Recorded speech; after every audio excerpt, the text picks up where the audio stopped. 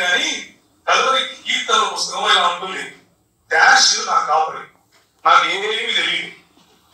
పచ్చనట్ల కోసం ఆయన నన్ను పీడిస్తుంటాడు. శాంతికరమైన శాపములతో నన్ను హింసిస్తూ ఉంటాడు. నా ధనములకు ఆయన కనిపెట్టుకోనుంటాడు. నా దశమ భాగమును బట్టి నూనె బాటిళ్లతో నన్ను వంచుతూ ఉంటాడు. కాజేసిన భూముల్లో ఆయన నివసించును కనుక ఏ అపాయానికి భయపడు. బౌన్సర్లు ఆయనకు తోడైవు. నీ క్రెడిట్ కార్డులు, పేటిఎం ఆయన ఆదరించు.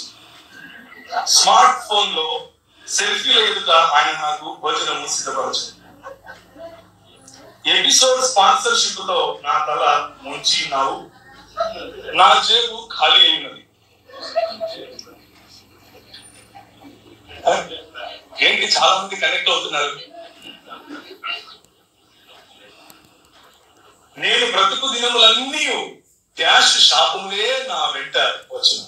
అయినా సరే చిరకాలము డాష్ టెంపుల్లో కుకట్పల్లిలోనే నివాసించిన. కల్వరి కీర్తనల పుస్తకం 23వ అధ్యాయంలో ఎలా ఉంటుంది అంటే, జాగ్రత్తగా వినండి. ఇది మీ బైబిల్లో ఉంటుందో లేదో తెలియదు కానీ కల్వరి కీర్తనల పుస్తకం ఎలా ఉంటుంది. డాష్ నా కాపరి, నాకు ఏమీ తెలియదు. పచ్చనట్ల కోసం ఆయన నన్ను పీడిస్తుంటాడు. శాంతికరమైన శాపములతో నన్ను హింసిస్తూ ఉంటాడు. నా ధనములకు ఆయన కనిపెట్టుకోనుంటాడు. నా దశమ భాగమును బట్టి నూనె బాటిళ్లతో నన్ను వంచుతూ ఉంటాడు. కాజేసిన భూముల్లో ఆయన నివసించును కనుక ఏ అపాయానికి భయపడు. బౌన్సర్లు ఆయనకు తోడైవు. నీ క్రెడిట్ కార్డులు, పేటిఎం ఆయన ఆదరించు. స్మార్ట్ ఫోన్ లో సెల్ఫీల ఎదుట ఆయన నాకు భోజనము సిద్ధపరచు.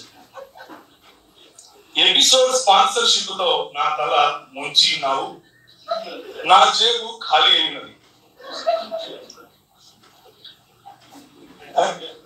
ఏంటి చాలా మంది కనెక్ట్ అవుతున్నారు.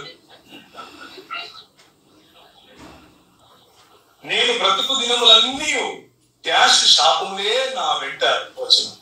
అయినా సరే చిరకాలము డాష్ టెంపుల్లో కుకట్పల్లిలోనే నివాసించిన.